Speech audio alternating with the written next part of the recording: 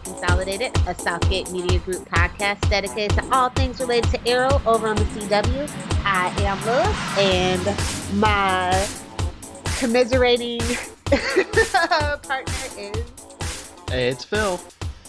Up for discussion today is episode 5 of season 5, Human Target. It was directed by Laura Beasley. She's a new director to Arrow. She did a great job, as well as the editor that edited this episode. So kudos to those two. And this episode was written by Oscar Balderrama and newcomer to the writer's room, Sarah Tarkoff. Thought this was a great script as well. So kudos to you two as well. Phil has the synopsis for us. Oliver rescues Renee, who tells him that he gave up Green Arrow's true identity to Church. Church plans to kill Oliver as the mayor instead of the vigilante. Diggle rejoins the team and recommends bodyguard Christopher Chance, the human target, to help them. Christopher impersonates Oliver at the city hall and fakes the mayor's death when Church's mercenary attacks. The team realizes that Church plans to consolidate the drug traffic of 5 cities through Star City, needing Green Arrow eliminated for his plan to succeed. Oliver and his team, joined by Diggle and Christopher, raid Church's meeting and capture him and other crime lords. Oliver publicly claims that his fake death was part of his sting operation. Prometheus kills Church during transport, despite Church telling him Green Arrow's identity.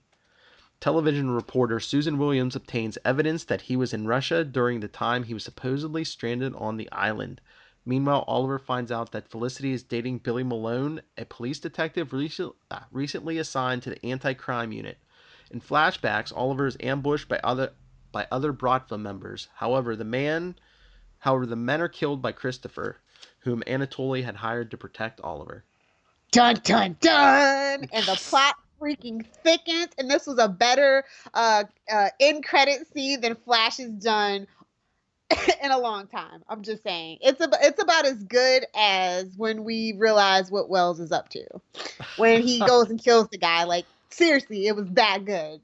So I was like, what?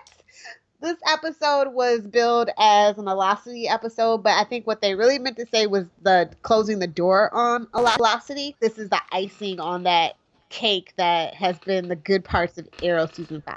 Do you think they really closed the door on that, or do you think we're done with it for now? We're done with it for now. I think they're trying to recapture that great... Now, I'm not going to lie. Like, I was here for Oliver and Felicity kind of flirting when she didn't have a chance. Like, that Will They or Won't They makes great classic television. And I feel like what they suffered from was... I know this is like a tale as old as time, but the Moonlight Curse. Like, once they got those characters together, it was poop. But it was so many other things behind the scenes.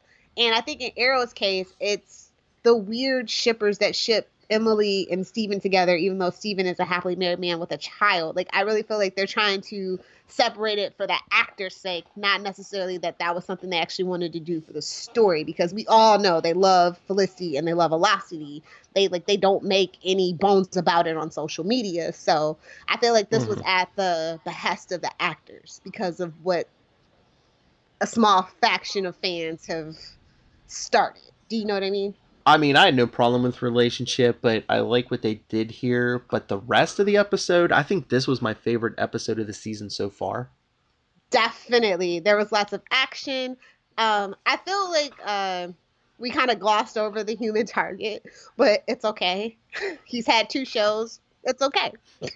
Well, that cave is too full with all the recruits now, which, by the way, I knew Diggle would be good with it. Diggle did more with them, especially Wild Dog, in one episode. Not even a full episode of him with the recruits, but Diggle did more in one episode than Oliver did in the last 4 with those recruits. Well, and it's also sometimes it takes a real military man to another military man to really get through, because only they can truly understand what you've been through. Mm-hmm. Well, I think, and Diggle's just awesome. Yeah, I was gonna say, and I think he's a better teacher and more patient than Oliver. He's the best big brother you'll ever want. Just ask Felicity. Yeah. Like, I might not like Oliver and Felicity together, but I've always enjoyed Felicity and Diggle together. So, like, as friends, not weird shipping stuff. Yeah. Although that would have fixed a lot, to be honest. But anyway, I I enjoyed the Human Target because I have a little background in being a comic book nerd, and I also watched. Technically, it's 3 Human Target shows. I don't know if you guys Hmm. know that. Technically, it's 3. It didn't last very long. The first one didn't. It was back in the really, really early 90s. Um, but yeah, I liked who they cast for this guy. What was his name? Oh, Will Travel. And I know him from somewhere, but I can't put my finger on it. Do you know where this guy's from? Well, wasn't he in the Jessica Jones series? That's where it was from. Yes.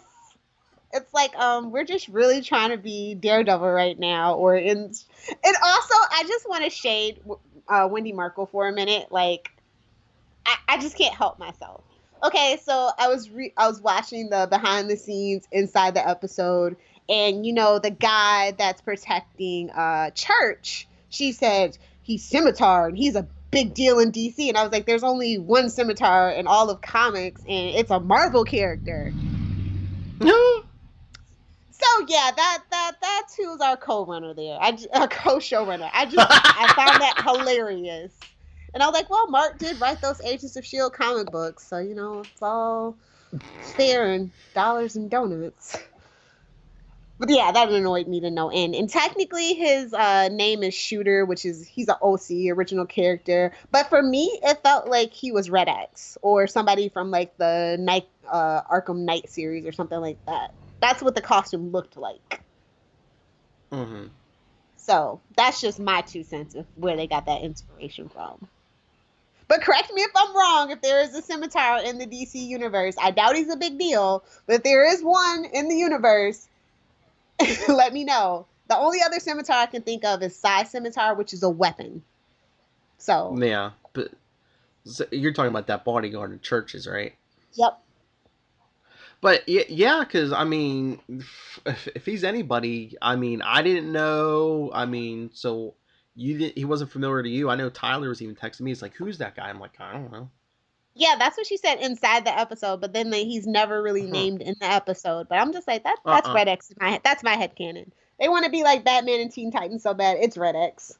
I'm good. Can't Because yeah, stop. because usually you get someone in a mask. It's usually someone, someone from the comics, and they usually name drop them at least once. Yeah. But I like how he was like, I got a freak chasing me, so I got a freak to protect me. And I was just like, Church is just so. I'm sad he's gone. I liked him. Yeah, Chad Coleman, he was good here on The Walking Dead. He's a good actor. He even did an episode of Law and Order Special Victims Unit. He was really good in that too. Now, see, I thought I saw every. Well, no, I haven't seen every episode since Stabler left, so that might have been post Stabler. Yeah, it was. Yeah, it was post Stabler. I think it was in the last 2 or 3 years, maybe. Okay. But yeah, so he bit the dust. And so he didn't even try to dang. The thing that annoyed me is that he just straight up told the guy, and it seemed like Prometheus already knew anyway. See, yeah, that was going to be my question. I was going to be like, did Prometheus not care? Or was that confirmation that Prometheus knows who Oliver is? It's definitely confirmation. That's how I took it. That's how I took it too. Okay. I just wish he would have been like, I know, and killed him. You wanted him to pull a Han Solo? I know. So Susan Williams is sticking around, and I'm just like, dude, the more you have Suzanne Williams around, the more people are gonna be like, so is Green Lantern gonna happen or not? Like, I just want we could have had the blonde chick that we had, Beth, that was supposed to be Bethany Snow from Channel 52 instead of this girl. Like, I just really feel like this is an Easter egg we don't need hanging around because we have so many Green Lantern hints in Flash and Arrow. And we all know they're never going to let Mark Guggenheim near Green Lantern again. Or they better not. But do you think she's going to be around for a long time, or you think they're going to go that cliche route where she's going to find out Oliver's identity and eventually she's going to get killed, maybe by Prometheus or somebody? Or Thea. No, that would be a plot twist I'd be here for. I don't know. But it's, and like I said, the longer she sticks around, the longer that whole Green Lantern distraction is going to be around. But I thought that she was great in this episode. Especially, like I said, I love the ending. And it's like, finally, he gets caught in his web of lies. But then again, I'm thinking, there's pictures of him with the long hair and the long beard. So I'm like, oh, so how did he grow the beard and the hair, Suzanne? How did he do it? No, but do you think that whole? Do you think that whole story with her and then the whole thing with Chance and being in Russia are they doing that intentionally just so they can be like, okay, look, people, the flashbacks matter again. Don't use them as bathroom breaks this season. They matter. Well, they mattered from the first episode. We saw that there was a modern day tie-in. So yeah, I know, but like people seem to like him the first two seasons, and then like I know last season, maybe even the season before, people were like, Well, okay. Here's the thing, because they completely retconned it, and it has a lot to do with how the Flash came about and how they had to leave the show in the hands of Mark Guggenheim. And he wasn't okay with some of those ideas, and he was left to do what he wanted to his own devices. So he really was kind of sort of supposed to be on the island longer than 2 years. Obviously we knew from the beginning that he didn't spend all his time, because we learned in season 1 that he was in the Bratva. So obviously the Bratva wasn't on the island, or were they? Dun, dun, dun. Or something like that. You know what I mean? But at the same time, the first 2 seasons is I spent 5 years trapped alone on a hellish island, and then all of a sudden in season 3 it's I spent 5 years in hell. You know what I mean? Oliver's a big liar. He even lies to the audience. Exactly. Exactly. So I like that this is going to catch up with him, and I'm just like, who took the picture? Who took the picture at a Bratva gathering? That's what you have to have, a big set of brass balls for that one. Yeah. Yeah, and how did they not get killed 2 seconds later? It must have been a girl. It's always a girl. But I like these flashbacks, but I'm just like, I still need Dolph. Like, that needs to happen next episode. I think it does, doesn't it? That link I sent you, I think is it next episode maybe? Is it next episode? Because I feel like now is the time that they're going to start really revving up to the crossover, because I know there was like 2 episodes last year that didn't have flashbacks, and one of them was the crossover. So I don't know.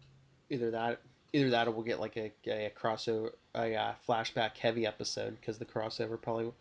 If they want to bring back season 1, the Odyssey and the Promise are like 2 of the most highest rated episodes on IMDb, and also in like fans' opinions.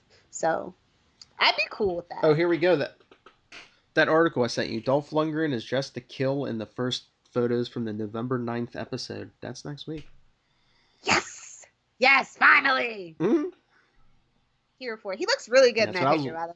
I like these flashbacks. I'm loving Anatoly. Like, I just really wish Anatoly could come to the present and just be like a part, like just like us, like a shady side part of Team Arrow. Like, he doesn't have to know the whole team. He's just like Oliver's informant or something like that.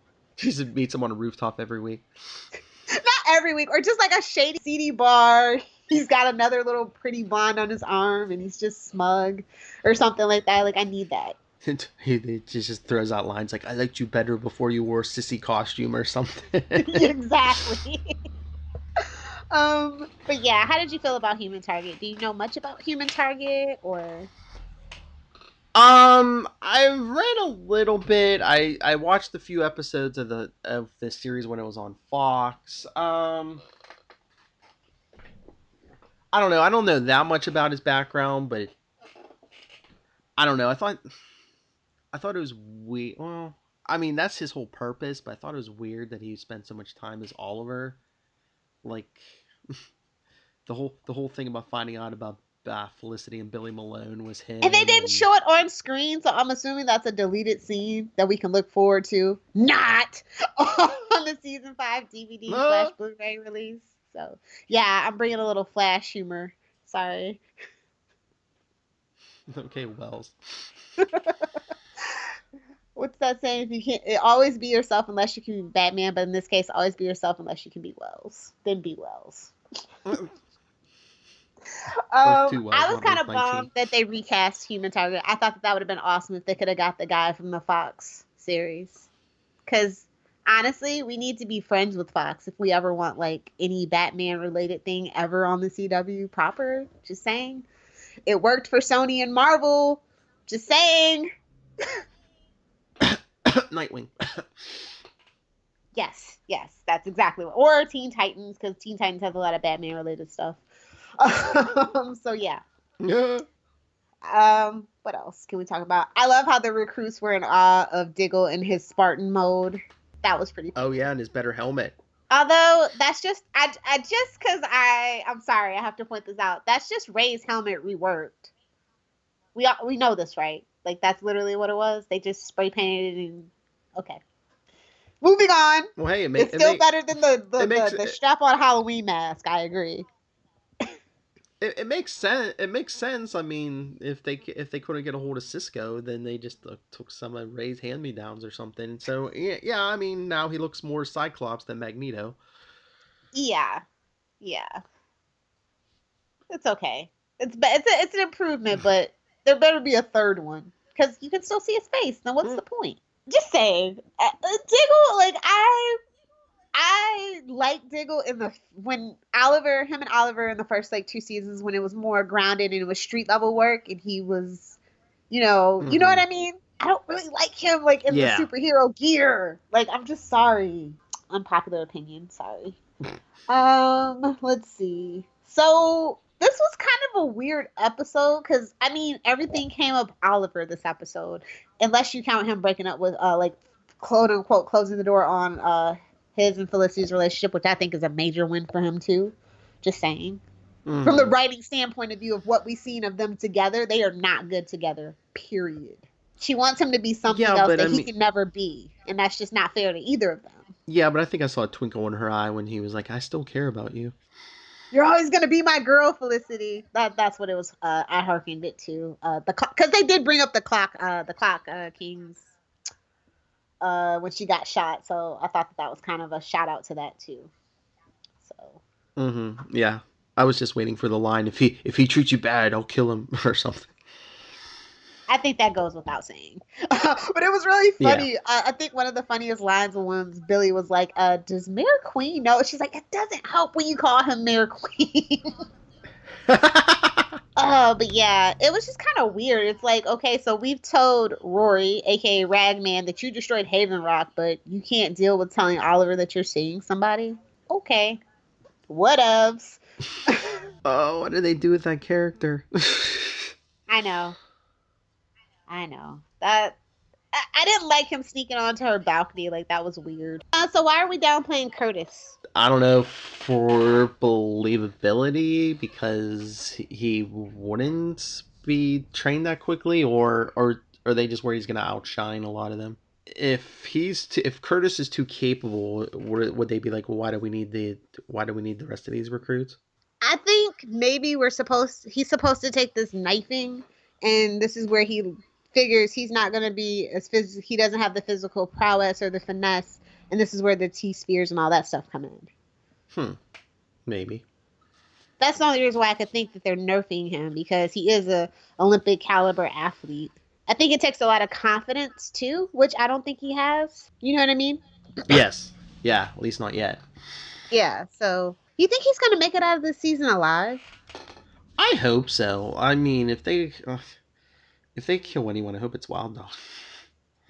I think Wild Dog was the person that basically, sorry to bring this up, he's the Laurel. He's the character that everybody's supposed to love and hate, and he's supposed to grow in his skill set. But I can't see any of these recruits, except for maybe Evelyn, sticking around at the end of the season. Yeah. I mean, I can see Curtis sticking around maybe, but yeah, not being out on the street. Yeah. Maybe get us some more trick arrows. Exactly. So I don't know. I'm really confused about the recruits. Like, I don't really care about them. I just want to know who's going to die, who's going to stay. We didn't get a lot of City Hall, aka the mayor arc, this week, but what we did get was pretty cool. I like how Oliver and Thea teamed up and really put that crony capitalist in his place. You mean Christopher Chance? Exactly. But it was inside you all along, don't you know? Hmm. Remember? I like how he also scored that reporter chick's number for him, and I'm just like, you better not bang that, Ollie. That's not a good idea. Never bang a reporter, unless her name's Lois Lane. Then that's when we bang. I don't think he's been with anyone since Felicity, man. It's Oliver. That's like years. I know it. Yeah, I think we are gonna get back to some Playboy ways. Mm-hmm. So I think that was fun. Like honestly, I liked McKenna. I liked when he had the Playboy persona because it made sense. But I don't know as a mayor if that's gonna work. Although he is young, hot, and single, he's pretty much probably the number one most eligible bachelor in the city at this point. So, but I think the relationships that we need to focus on are the team dynamics and nothing else. That's just my personal opinion. Yeah. Romance can wait till season 7. Plus, you have Felicity and her new boyfriend. There's your romance. I really feel like there's gonna be some love geometry between her, Rory, and Billy. Like I feel it in my bones. I don't know. I think Billy's either Prometheus or working with Prometheus. Right? Okay, so right, because I feel like this too. Because the anti-crime unit guy in the first episode dies, and all of a sudden he gets that guy's slot. Uh-huh. Right? Yeah, that's right. Yeah, Prometheus killed that guy. Yeah. Plus, Thea's not seeing anybody right now, so they can't be the secret bad guy. So it's Felicity's turn. That's right. That's Arrow organic logic right there. It really is. So, what do we think about Ollie's initiation or final interview to be in the Bratva? Went a lot better than the previous weeks. So, why do you think they're against Oliver? I mean, is it just because he's American? I'm thinking, and plus, they still know, they probably still know him as like the pampered playboy. They're like, okay, you're here. Why? You don't deserve to be here. And what's Anatoly's endgame for having Oliver in the Bratva? Like, it just feels weird. Is it just friendship, or does he feel like he owes Oliver? Maybe. I feel like there's something more sinister. Maybe. Like, I like Anatoly, but mm-hmm. I mean, as a comic book fan, it's just like, okay, what's the end game here? I think it's just a plot device to get him into the Bratva. You know what? I'll take it. I'll stop thinking so deeply about it, and I'll take it. So, do you think Wild Dog should still be on the team, or do you think he should Do you think he should resign? No, I think he should be on the team, but of course, I mean, of course, I knew the minute Oliver unmasked for them, that was going to come back and bite him. And I'm glad that it did, because it means Felicity isn't always right. But then again, he would have died quicker because he would have had nothing to tell him. So I don't know. Yeah, but I never get that whole thing about digging your own grave. It's like, you know what? If you're gonna kill me, kill me. Why are you gonna make me do extra work before I die? It's a psychological. It's supposed to be a psychological thing, I guess. But I'll be like, you know what? Just shoot me now. I don't do manual labor. Just shoot me. Yeah, exactly. So why did Prometheus kill Church? Well, I think he knew that he knew his identity. So I think Prometheus has been spying on everybody. He's got all his angles covered. And when it comes to taking down the Green Arrow, a.k.a. the Hood, it's his job and his job alone. And he doesn't want anybody messing up what he has planned. Well, yeah, because Prometheus has shown, whether he wants revenge for himself, he's been protective of the Green Arrow. That's pretty much why he killed Church. That was a really amazingly cut scene too. The music, how they captured it, I thought it was really excellent. I was trying to look at Prometheus's outfit too, and trying to see the body type. I'm sure it's a stunt double, but the body type, I'm like, are we sure Prometheus is a guy? Are you on the Shadow is Prometheus or Shadow Sisters Prometheus bandwagon? No, I'm not on the bandwagon, but the thought did pass through my head at one point. So. Okay, yeah, I know I shouldn't take stock in these clues, especially after the great fiasco of last season, but they did say that the person that is under the mask that is Prometheus is somebody that the Hood in season 1 wronged. Hmm. The Hood specifically, not Oliver, but the Hood. A Hmm. really good theory that I heard was the guy from episode 5 Legacies, from the the card gang, the Oh, the Royal Flush Gang. thank you, the Royal Flush gang. Hmm. That guy, the I son, don't. because his Do you dad think? took the bullet for him. Yeah, but do you think it's going to be that small though? Where you have to say, that guy from Well, that one Cupid was episode. that small. Think about it. He saved her and she got obsessed. It is a running theme in this show. Yeah, but they didn't hide her identity for how many episodes? Do you think? I'm Well, just they need a thinking. plot. They do need every almost every season. There's a mystery plot. If you like, Yeah. season 1 was what is the undertaking. Oh yeah. Season And plus, 2 they never even revealed Malcolm Merlin's identity. That he was the Dark Archer for till what mid season. exactly. So you know what I mean. So there's literally been a mystery every single season, and I think that that's just their way of how they drive their plot. So I don't think that that should really factor into anything. Do you know what I Yeah, mean? but just the mask and everything, it just screams bigger mystery to me. Because like if it's the guy from that episode, he's gonna pull off his mask, and half the audience is gonna be like, who? But Well, I'm that's I'm their think. Well, yeah, but I'm just thinking it's somebody with a bigger impact. It's either Tommy or Shadow or something like that. or maybe it's Robert Queen. That's right. Supposedly he's in the 100th episode along with everyone else. I don't know. It'd be awesome, but like I said, I've set the bar at medium level for Arrow, Mm-hmm. so not to be too disappointed. Thing, I will eat the crow. I will throw some hot sauce on it and have fun with Yep. it. I really hope it is something that they thought out a Mm-hmm. little bit better than the grave plot line. Like I'm still salty about it, so that probably has colored my view of things. Yeah, but this week was good. Like I said, this is my favorite of the season so far. Definitely. I thought this was a very well put together episode, fast paced. We introduced a great character that has a chance to come back. The heat is on for Oliver as mayor because with this whole Suzanne Williams thing. Is the public going to learn that he possibly lied about this great tragedy? You know, Mm-hmm. how is that going to reflect? He already has low approval rating, or so we hear every single week. I don't know. Once Prometheus finds out she's digging around. Oh, okay. If he has sex with her, then Prometheus is definitely killing her. I'll put it to you that way. Yeah, yeah, he's gonna sleep with her. She's gonna lay off the story, but Prometheus is gonna kill her anyway. Yep. I mean, because think the last person that besides Felicity and Laurel, McKenna Hawes was paralyzed. They had to go to Coast City, so that's kind of a running theme in this series as well. Women close to Oliver get hurt, so maybe you're onto something. I can't wait to see. I do like. Oh, one of my favorite moments, by the way, is when Diggle talks about the team. He's like, "We got a Psycho, a Laurel wannabe, and Curtis. What the hell is Curtis doing here?"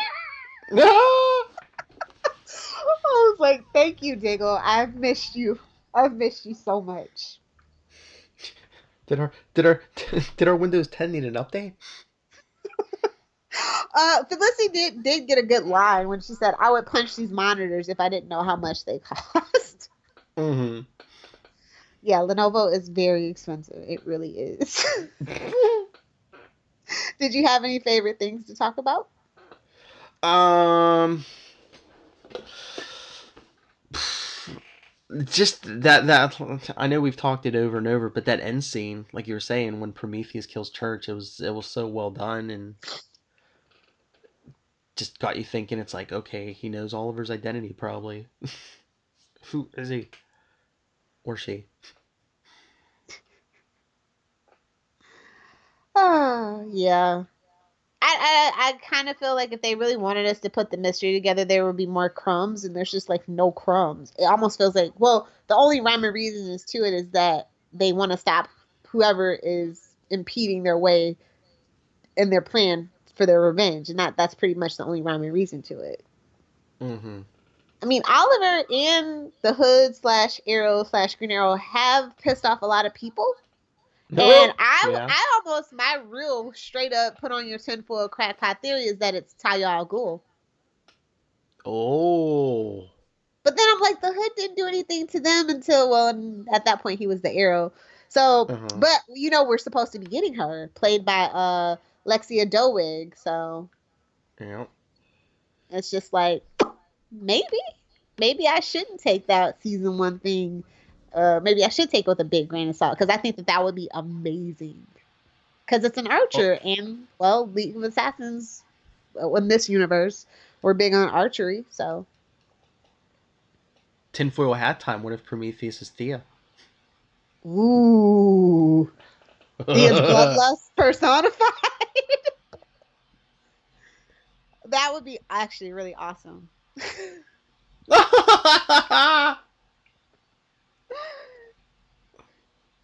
Barry, what did you do to the timeline?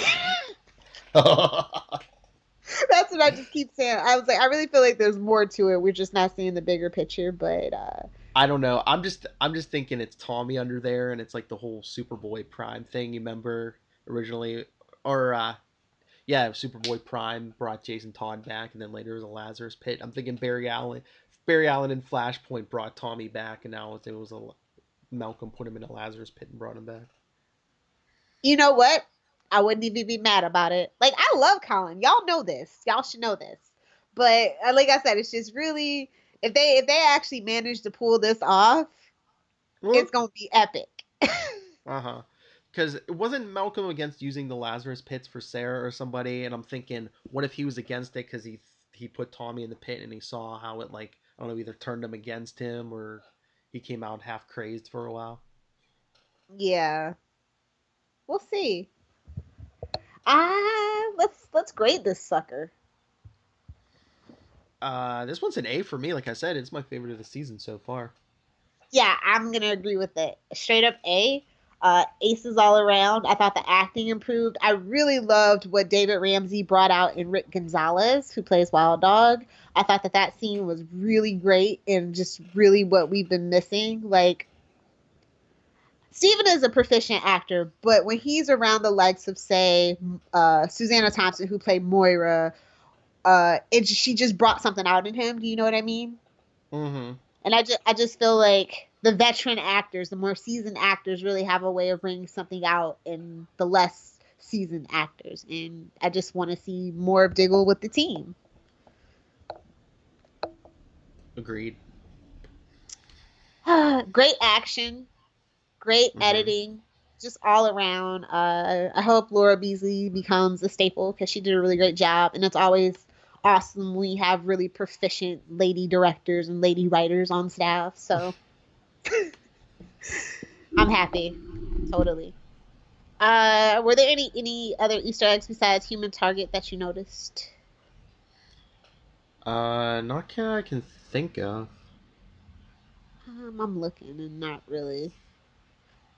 Oh, so how do you think Anatoly know? Well, Anatoly had Human Target save Oliver in the flashbacks too. Do you think that was just because, or is there something more to this? I'm thinking maybe just because he was in the episode, but I know he was kind of out of it, but Oliver didn't recognize him from that time. Yeah, I don't know. It's just weird. Like, okay, maybe they just want to use the actor one more time, Maybe. get their money's worth. Anyway, time for some shameless plugs and self promotion. I want to remind you guys to go over to SouthgateMediaGroup.com to check out our list of well over 100 podcasts. There's information about the hosts. We have pretty cool blogs, and there's a way to support this podcast to keep a podcast network afloat by donating. So please go there. We're on all your favorite podcatcher services such as Lisbon.com, iTunes, Stitcher, and of course, if you're an Android user, in the Google Music app under podcasts, Queen Consolidated. You can find us on Twitter at QC_SMG pod. Our email is queenconsolidated.smg@gmail.com. And you can find us on Facebook, facebook.com/queenconsolidated. Philip, where can they find you? Well, before I get to mine, I just want to tell everyone. I think we get what 2 more episodes before the crossover. So the next 2 weeks will be business as usual. But the week of the crossover, instead of 4 shows, you're only going to get 1. But it's going to be since the shows are crossing over, we're all going to cross over. We're going to have a round table with all 6 of us discussing that week's mega crossover. So, oh dear, be prepared. Be prepared for that. Yeah. Get dust off the timer, Phil. just like Supergirl is gonna get to team up with the Legends of Tomorrow, we will get to team up with Charlie Esser. Nice. But yeah, and you could just follow the channel as a whole at Legends of DC Pod on Twitter.